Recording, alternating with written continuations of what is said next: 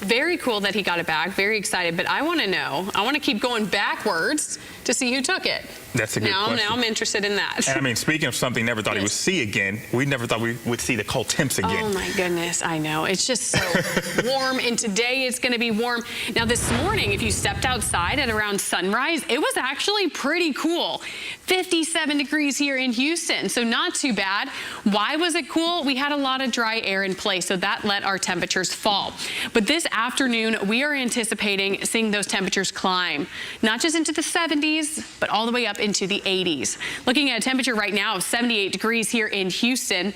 Very pretty though. Again, a lot of dry air in place, 78 as well as down into Galveston, 76 at Lake Conroe.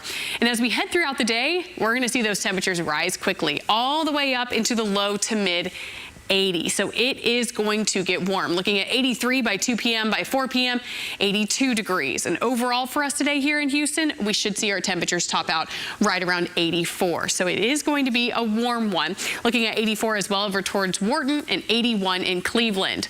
I also want to note, this is not normal for this time of year. Our normal high temperature coming in at 73 degrees. We're actually going to get close to the record today. The record 86 degrees that was set back in 2005. So it is going to be a warm one. But yes, we do have changes on the way. We are expecting our next cold front to roll through late tonight. So that means those impacts will be felt tomorrow. So here's a breakdown of the timing with this front. And notice as it moves through, it could bring in a little band of cloud cover, but really we should be too dry to see any sort of rainfall as this front pushes through southeast Texas. And then behind the front, overnight going into early tomorrow, that's when that cooler and drier air settles in. So speaking of drier air, let's actually track it. We can do that by looking at the muggy meter here. It's showing our dew points, and basically the lower your dew point, the drier it is. The higher the dew point, the more moisture in the air, the more muggy it's going to feel. So for today, our dew points are up a bit, but we don't have enough moisture to actually produce any sort of rainfall.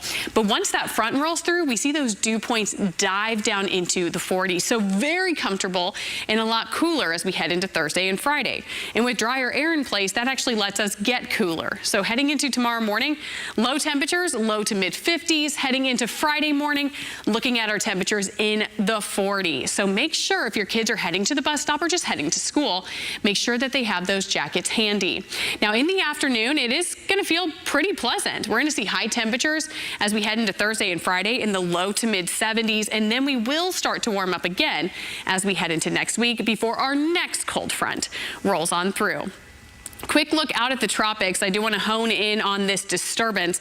I would truthfully not be surprised by the time we get to tomorrow or even into Friday to see a depression somewhere in the Caribbean. Now, where is it going to go? That is still in question. It looks like it could meander over the Caribbean throughout the weekend, and it's possible it could try to roll into the eastern Gulf heading into early next week. So we are not anticipating this to make its way towards us. If anything in the Gulf, it would try to move into the eastern Gulf, but we will keep a close eye on it.